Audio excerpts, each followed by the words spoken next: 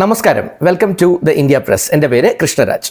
ഇന്നത്തെ ഈ വീഡിയോയിലൂടെ ഞാൻ പറയുന്നത് റെയിൽവേ മന്ത്രാലയത്തിൻ്റെ കീഴിൽ വരുന്ന dedicated freight corridor corporation of India എന്ന് പറഞ്ഞ ഒരു പബ്ലിക് ലിമിറ്റഡ് സ്ഥാപനം.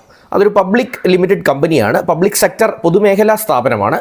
റെയിൽവേ മന്ത്രാലയത്തിൻ്റെ കീഴിൽ വരുന്നതാണ്. ഇന്ത്യൻ റെയിൽവേ പോലെ തന്നെ എന്ന് വേണമെങ്കിൽ പറയാം.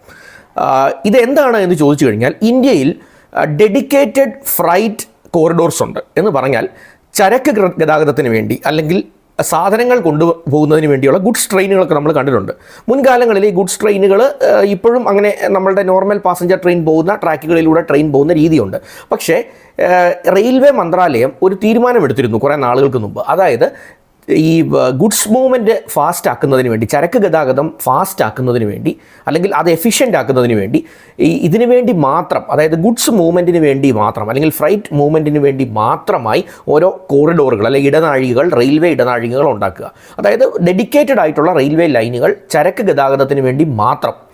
അപ്പോൾ അതിനുവേണ്ടിയുള്ളൊരു കോർപ്പറേഷനാണ് ഈ dedicated freight corridor corporation of India എന്ന് പറഞ്ഞ ഒരു സ്ഥാപനം. അവരാണ് ഈ ഫ്രൈറ്റ് മൂവ്മെൻറ്റിൻ്റെ കാര്യങ്ങൾ അല്ലെങ്കിൽ ചരക്ക് ഗതാഗതവുമായി ബന്ധപ്പെട്ട് അതിനുവേണ്ടിയുള്ള ഡെഡിക്കേറ്റഡ് ലൈൻസ് മാനേജ് ചെയ്യുന്ന, അതിൻ്റെ മെയിൻ്റനൻസ്, അതിൻ്റെ മാനുഫാക്ചറിങ്, അതിൻ്റെ ബാക്കിയുള്ള അപ്ഗ്രേഡുകൾ, ഈ കാര്യങ്ങളെല്ലാം നടത്തുന്നത് ഇവരാണ്. അപ്പോൾ ഈ സ്ഥാപനം നേരിട്ട് റെയിൽവേ മന്ത്രാലയത്തിൻ്റെ കീഴിൽ വരുന്ന ഈ DFCCIL എന്ന് പറയുന്ന ഈ സ്ഥാപനം കുറേയധികം പൊസിഷനുകളിലേക്ക് കാൻഡിഡേറ്റ്സിനെ ഇൻവൈറ്റ് ചെയ്തിട്ടുണ്ട്. ഈ ഒരു അവസരമാണ് ഞാൻ ഈ വീഡിയോയിലൂടെ നിങ്ങൾക്ക് പരിചയപ്പെടുത്തുന്നത്. Once again welcome back to this channel.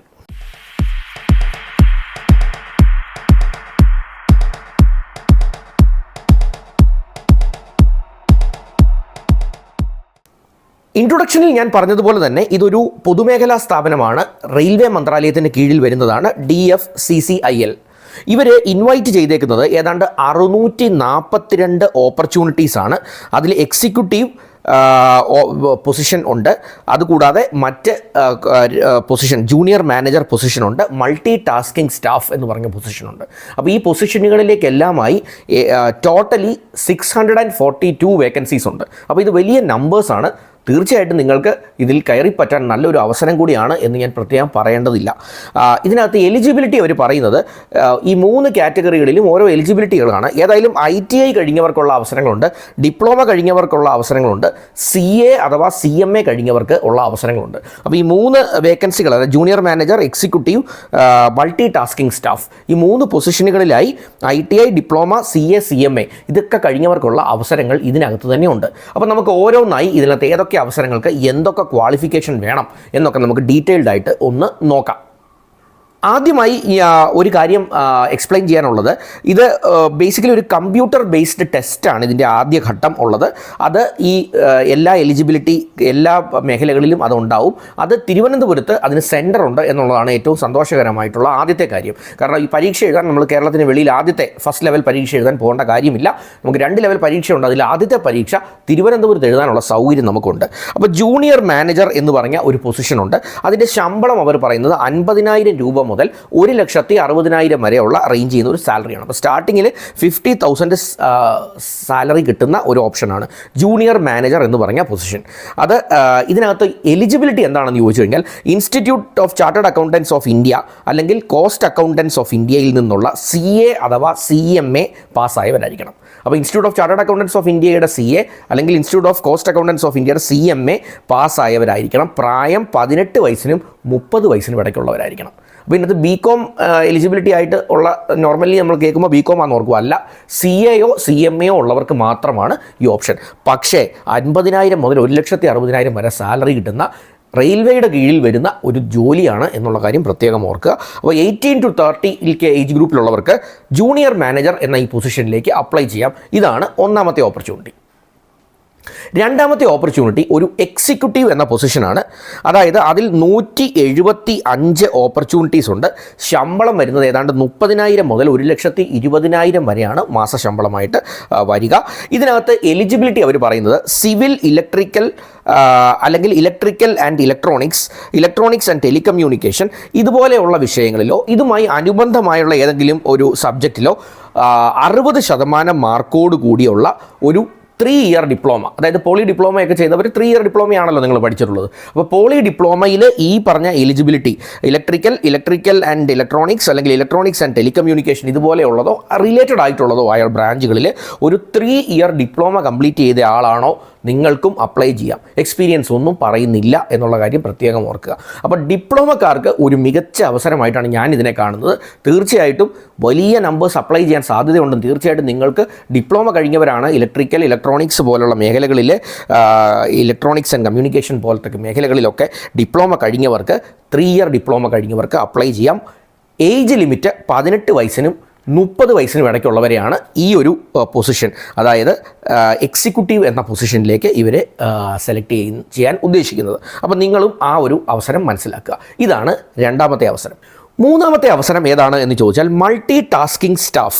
അവരതിനെ പറയുന്നത് പൊതുവെ അവരുടെ നോട്ടിഫിക്കേഷനിലൊക്കെ പറയുന്നത് MTS എന്നുള്ള പൊസിഷനാണ്. MTS എന്ന് പറഞ്ഞാൽ മൾട്ടി ടാസ്കിംഗ് സ്റ്റാഫ് എന്നാണ്. അതിൽ 464 വേക്കൻസി ഉണ്ട്. വലിയ നമ്പേഴ്സാണ്. 16,000 രൂപ മുതൽ 45,000 രൂപ വരെ ശമ്പളമാണ് പറയുന്നത്. ഇത് ഒരു കാര്യം മനസ്സിലാക്കുക, ഏറ്റവും മിനിമം എലിജിബിലിറ്റി മതി ഈ ഒരു പൊസിഷനിലേക്ക്. അതായത് 10ാം ക്ലാസ്സും 1 വർഷത്തെ അപ്രൻറ്റിസ്ഷിപ്പ്, അതായത് 60% മാർക്കോടെയുള്ള ITI. നിങ്ങൾ ITI കഴിഞ്ഞ ആളാണ്, 60% മാർക്കോടുകൂടി 1 വർഷത്തെ ഒരു അപ്രൻറ്റിസ്ഷിപ്പ് ഉണ്ട്. 10ാം ക്ലാസ് മാത്രമേ നിങ്ങൾക്കുള്ളൂ. അങ്ങനെയാണെങ്കിൽ അതായത് NCVT SCVT ഇതിലേതെങ്കിലും ഒന്ന് നിങ്ങൾക്ക് ഉണ്ട് എങ്കിൽ തീർച്ചയായിട്ടും നിങ്ങൾക്ക് അപ്ലൈ ചെയ്യാനായിട്ട് സാധിക്കും. ഇതിൻ്റെ പ്രായം വരുന്നത് 18 വയസ്സിനും 33 വയസ്സിനും ഇടയ്ക്കുള്ളവർക്ക് അപ്ലൈ ചെയ്യാനായിട്ട് സാധിക്കും. അതാണ് അതിൻ്റെ പ്രായപരിധി. പിന്നെ അതർ എലിജിബിൾ കമ്മ്യൂണിറ്റീസ്, അതായത് scheduled caste, scheduled tribe, OBC അത്തരത്തിലുള്ള കാറ്റഗറികൾക്കെല്ലാം ഈ വിമുക്ത ഭടന്മാർക്ക് ഇങ്ങനെയുള്ളവർക്കൊക്കെ സർക്കാർ നിഷ്കർഷിച്ചിട്ടുള്ള ആ ഒരു റിലാക്സേഷൻ നിങ്ങൾക്കും ലഭിക്കും എന്നുള്ള കാര്യം പ്രത്യേകം ഒന്ന് ഓർക്കുക. ജനറൽ കാറ്റഗറിക്ക് ഞാൻ ഈ പറഞ്ഞ ഏജ് ലിമിറ്റ് ആയിരിക്കും ബാധകമായത്, 18 മുതൽ 33 വയസ്സ് എന്നുള്ള കാര്യം. അപ്പോൾ ഈ പരീക്ഷയുടെ കാര്യത്തിൽ ഇത് സെലക്ഷൻ പ്രോസസ്സ് എന്ന് പറഞ്ഞാൽ 2 ലെവൽ പരീക്ഷകളുണ്ട്. അതിനകത്ത് ആദ്യത്തെ പരീക്ഷ ഇത് കമ്പ്യൂട്ടർ ബേസ്ഡ് പരീക്ഷകളായിരിക്കും. 2 ലെവലിലുള്ള പരീക്ഷയും കമ്പ്യൂട്ടർ ബേസ്ഡ് പരീക്ഷയായിരിക്കും. അതിൽ ആദ്യത്തെ പരീക്ഷ 2025 ഏപ്രിൽ മാസത്തിലായിരിക്കും നടക്കുക. അതിൽ സക്സസ്ഫുൾ ആയിരുന്ന കാൻഡിഡേറ്റ്സിനുള്ള 2ാം ഘട്ട പരീക്ഷ 2025 ഓഗസ്റ്റിലും നടത്തും. അതുകൂടാതെ ഒരു ഫിസിക്കൽ ഫിറ്റ്നസ് ടെസ്റ്റ് കൂടെ ഉണ്ടാവും. അത് ഒക്ടോബർ നവംബറിലായിട്ടായിരിക്കും ഈ ഫിസിക്കൽ ഫിറ്റ്നസ് നടക്കുക എന്നുള്ള കാര്യം ഓർക്കാം. അപ്പോൾ ഈ 1ാം ഘട്ട പരീക്ഷയുടെ കാര്യം പറഞ്ഞാൽ അത് ചെന്നൈ, തിരുവനന്തപുരം, ബാംഗ്ലൂർ, മൈസൂർ തുടങ്ങി ഒട്ടനവധി കേന്ദ്രങ്ങളിൽ വെച്ച് നടക്കും. അപ്പോൾ മലയാളികളെ സംബന്ധിച്ച് തിരുവനന്തപുരത്ത് വെച്ച് 1ാം ഘട്ട പരീക്ഷ നമുക്ക് എഴുതാനുള്ള അവസരമുണ്ട്. അതുകൊണ്ട് പുറത്തു പോയി ഫസ്റ്റ് ലെവൽ അപ്ലൈ ചെയ്യേണ്ട കാര്യമില്ല. ഇനി ആദ്യത്തെ ഘട്ടം കഴിഞ്ഞാൽ 2ാം ഘട്ടം പരീക്ഷ ഉള്ളത് ചെന്നൈ, കൊൽക്കത്ത, മുംബൈ, ഡൽഹി ഈ 4 സിറ്റികളിലായിരിക്കും ഉള്ളത്. അപ്പോൾ ചെന്നൈ, കൊൽക്കത്ത, മുംബൈ, ഡൽഹിയിൽ പോയി അറ്റൻഡ് ചെയ്യണം. ആദ്യത്തെ ലെവൽ നിങ്ങൾ വിജയിച്ചാൽ 2ാമത്തെ ലെവൽ പോയി അറ്റൻഡ് ചെയ്യണം. അപ്പോൾ ഒരു സന്തോഷമുണ്ട്, കാരണം നമുക്ക് സാധ്യതയുണ്ടല്ലോ എന്നൊരു തോന്നലുള്ളത് കൊണ്ട് ധൈര്യമായിട്ട് അതൊക്കെ പോയി ഒന്ന് അപ്ലൈ ചെയ്യാനായിട്ട് അല്ലെങ്കിൽ അത് അറ്റൻഡ് ചെയ്യാനായിട്ടൊക്കെ ശ്രമിക്കുക. ഓക്കെ, അപ്പോൾ ഈ കാര്യങ്ങൾ എല്ലാമാണ് നമ്മൾ പ്രത്യേകം ശ്രദ്ധിക്കേണ്ടത്. ആപ്ലിക്കേഷൻ ഓൺലൈനായിട്ട് അപ്ലൈ ചെയ്യാം. ഈ 3 ഏരിയ ഞാൻ പറഞ്ഞു. 3 ഏരിയ ഏതൊക്കെയാണെന്ന് നിങ്ങൾ ഓർമ്മയിലുണ്ട് എന്ന് ഞാൻ കരുതുന്നു. ഒന്ന് ജൂനിയർ മാനേജറാണ്, അതിന് വേണ്ടത് CA/CMA ആണ്. എക്സിക്യൂട്ടീവ് പൊസിഷൻ ഞാൻ പറഞ്ഞു, അത് കൂടുതലായിട്ടും 3 ഇയർ ഡിപ്ലോമ ഉള്ളവർക്കാണ്, അത് ഞാൻ പ്രത്യേകം എടുത്ത് പറഞ്ഞിരുന്നു. മൾട്ടി ടാസ്കിംഗ് സ്റ്റാഫ് എന്നുള്ളത് ITI കംപ്ലീറ്റ് ചെയ്തവർക്ക് അപേക്ഷിക്കാവുന്ന അവസരമാണ്. അപ്പോൾ ഈ 3 എണ്ണമാണെങ്കിലും ഇതിനെല്ലാം ആപ്ലിക്കേഷൻ സെയിം ആയിട്ടാണ് നിങ്ങൾ ചെയ്യേണ്ടത്. അപ്ലൈ ചെയ്യേണ്ടത് ഓൺലൈനായിട്ടാണ്. ആപ്ലിക്കേഷൻ ലിങ്ക് ഞാൻ ഡിസ്ക്രിപ്ഷനിൽ ഇടാം. അതിൽ കയറി ഒന്ന് അപ്ലൈ ചെയ്യാനായിട്ട് ശ്രമിക്കുക. നിങ്ങളുടെ സിഗ്നേച്ചർ വേണം, അതുപോലെ തന്നെ വിരലടയാളം, സിഗ്നേച്ചറും വിരലടയാളവും രണ്ടും സെപ്പറേറ്റ് ആയിട്ട് വേണം. തമ്പ് ഇംപ്രഷനും വേണം, ഒപ്പും അപ്ലോഡ് ചെയ്യണം. അപ്പോൾ അതൊക്കെ റെഡിയാക്കി വെക്കുക. സർട്ടിഫിക്കറ്റുകളൊക്കെ സ്കാൻ ചെയ്ത് വെക്കുക. അതൊക്കെ ആപ്ലിക്കേഷനോടൊപ്പം അപ്ലോഡ് ചെയ്യേണ്ടതുണ്ട്. ആ ലിങ്ക് എങ്ങോട്ടാണ് അപ്ലോഡ് ചെയ്യേണ്ടത്, എവിടെയാണ് ആപ്ലിക്കേഷൻ സബ്മിറ്റ് ചെയ്യേണ്ടത്, അതെല്ലാം ഞാൻ ഡിസ്ക്രിപ്ഷനിൽ ഇടാം. അപ്പോൾ ആ സൈറ്റിൽ കയറി കാര്യങ്ങളെല്ലാം നോക്കി മനസ്സിലാക്കി വേണം അപ്ലൈ ചെയ്യാൻ. അപ്ലൈ ചെയ്യേണ്ട ലാസ്റ്റ് ഡേറ്റ് ഫെബ്രുവരി 16, 2025. അപ്പോൾ നമ്മുടെ മുന്നിൽ സമയമുണ്ട്. ഫെബ്രുവരി 16, 2025 നിങ്ങൾക്ക് അപ്ലൈ ചെയ്യാൻ ഇതിന് സാധിക്കുകയാണെങ്കിൽ തീർച്ചയായിട്ടും ഇത് മികച്ച ഒരു ഓപ്പർച്യൂണിറ്റിയാണ്. റെയിൽവേ മന്ത്രാലയത്തിന് കീഴിലുള്ള ഈ ഏറ്റവും റെപ്യൂട്ടേഷനുള്ള ഈ ഒരു പബ്ലിക് സെക്ടർ സ്ഥാപനത്തിൽ ഒരു നല്ല ഒരു സെൻട്രൽ ഗവൺമെൻറ് സ്ഥാപനത്തിൽ ജോലിയിൽ പ്രവേശിക്കാനുള്ള ഒരു അവസരം കൂടിയാണ് എന്നുള്ള കാര്യം പ്രത്യേകം ഒന്ന് ഓർത്തിരിക്കുക.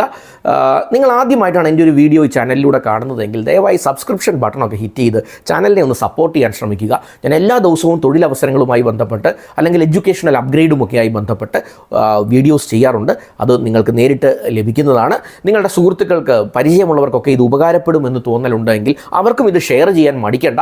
എന്തെങ്കിലും ഡൗട്ട്സ് ഒക്കെ ഉണ്ടെങ്കിൽ ഒന്ന് കമൻറ്റ് ചെയ്യാനും മടിക്കേണ്ട. ഒരു ലൈക്കൊക്കെ തന്ന് സപ്പോർട്ട് ചെയ്യുകയാണെങ്കിൽ തീർച്ചയായിട്ടും എനിക്കത് കൂടുതൽ സന്തോഷമായിരിക്കും. Anyway, thanks for watching this video.